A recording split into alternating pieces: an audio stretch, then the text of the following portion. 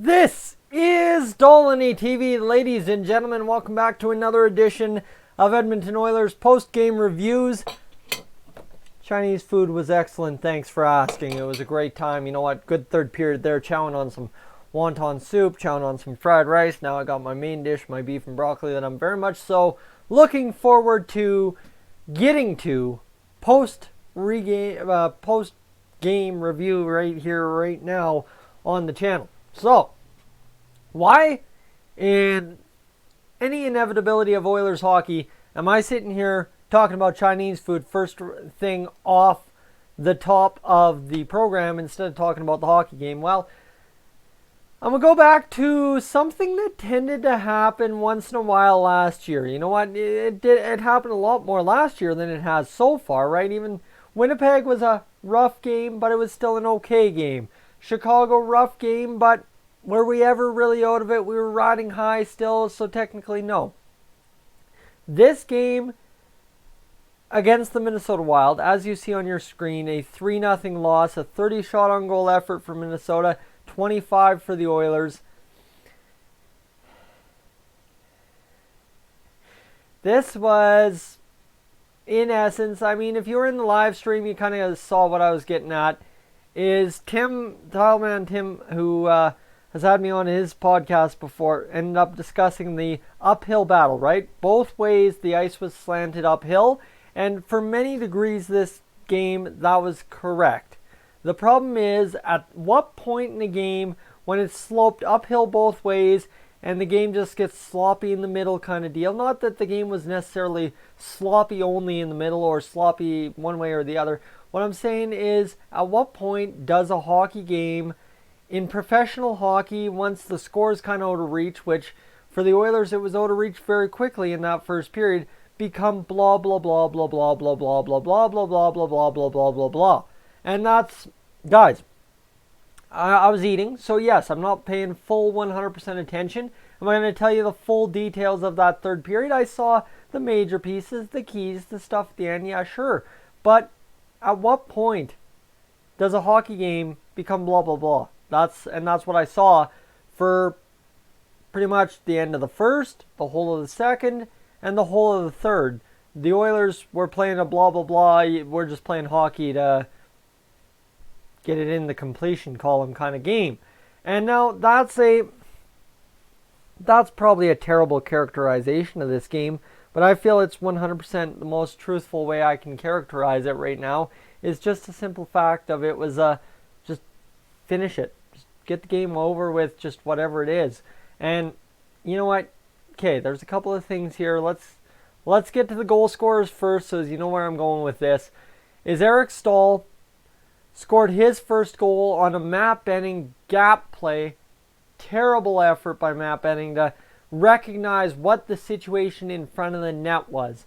Now, yes, okay, the unfortunate part here is Matt Benning I'm already coming down on first thing into the video. The first guy I pile on is Matt Benning. Well, ladies and gentlemen, it's just the way hockey works. It seems like Matt Benning was the guy in front of the net, just happened to be there kind of deal. Then you've got Eric Staal. Guys, the second and third goals for Minnesota in that first period were good hockey goals. Nothing the Oilers really could have done different to prevent them from happening.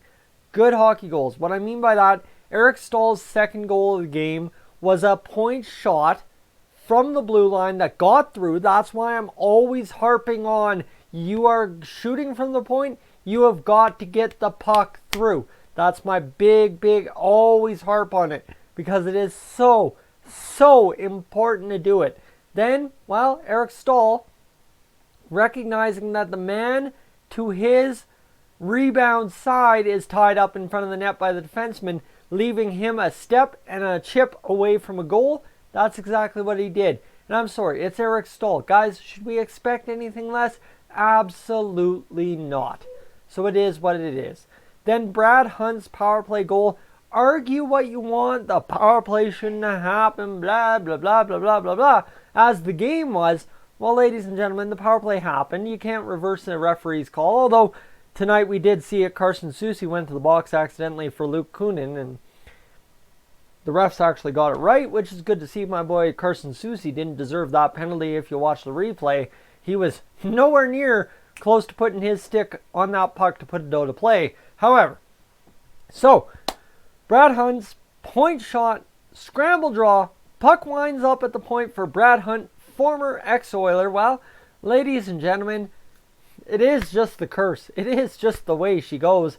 Brad Hunt shoots the puck. It deflects off a Darnell Nurse's shin pads. His shin pads. Beats Mike Smith, and that gave them the 3-0 lead. So, reason with me here.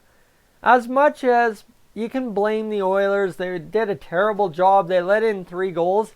Realistically, ladies and gentlemen, tonight, 2 of the goals are good hockey goals. Nothing on Mike Smith, nothing on the defense. 1 bad goal in a hockey game does not sink you if you are a professional hockey club. You can fight adversity. That's what separates the contenders from the pretenders. And while not tonight to say the Edmonton Oilers are quote-unquote pretenders, because you still got a 7-2-1 record after 10 games. And I'm sorry, you don't get there just by the seat of your pants. It may seem like we have, but obviously we got the weapons to get there, and that's why we got there. But that is the exact reason why we are now 7-2-1 instead of 8-1-1. And the reason is the top guns have gone silent. And, well, ladies and gentlemen, why is it that the top guns for the Edmonton Oilers have suddenly gone silent? Do you blame a lack of depth scoring? Well, you can. Sure you can. But look at this. Let me read you the ice times in a game that was 3-0 from the 4-minute mark left in the first period all the way to the final buzzer.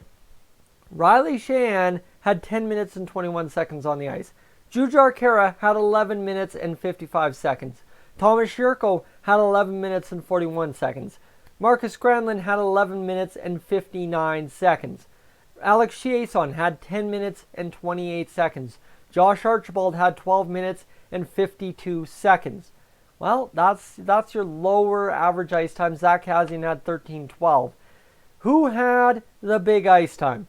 Connor McDavid, another night over 21 minutes. Why? Why in a game that was a throwaway game after the first period are you running Connor McDavid out there? I don't get it. You know what? Here's my question. We've all just kind of started asking ourselves, man, Connor McDavid kind of looks tired out there. He's looking really tired. Why, as Dave Tippett, would you run Connor McDavid out there for 21 minutes, especially considering how the game was going, when you on that power plays that we received? We had a couple power plays tonight, ladies and gentlemen. Believe it or not, yeah, we did. Obviously no goals to show for it, so did we really, but when you're 0 for 2 on the power play, and Connor McDavid and Leon Draisaitl stay on the ice for an entirety of a power play, we have some problems to solve. And this is not to come down on Dave Tippett and saying he's doing an awful job.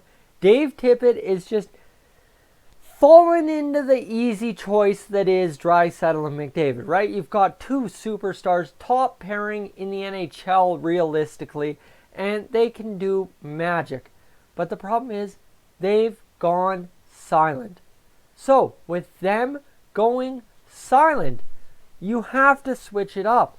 And guys, that's been the downfall of McClellan. That was the downfall of Hitchcock.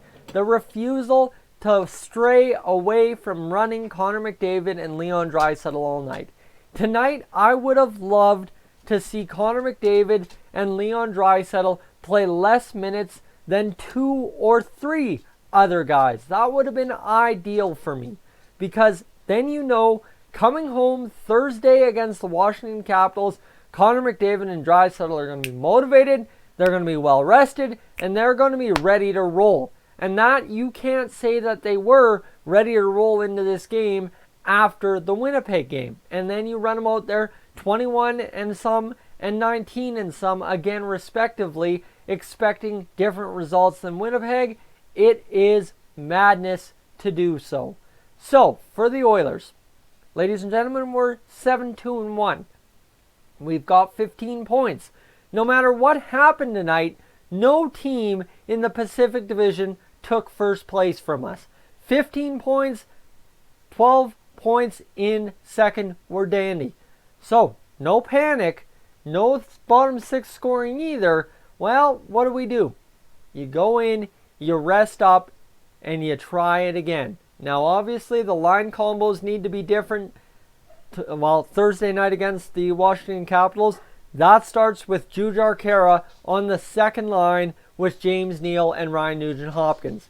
Then, what do you roll? I really liked what Patrick Russell brought to the Oilers in his limited shift time tonight with Connor McDavid and whoever the other winger was. So I think if you're looking to change it up, you drive Patrick Russell into that top line.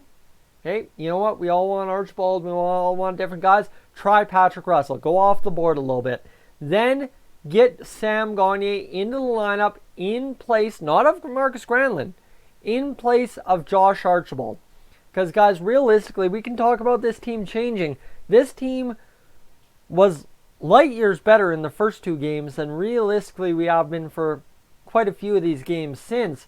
And guess what? Josh Archibald and Alex Chiasson weren't in the lineup for those games.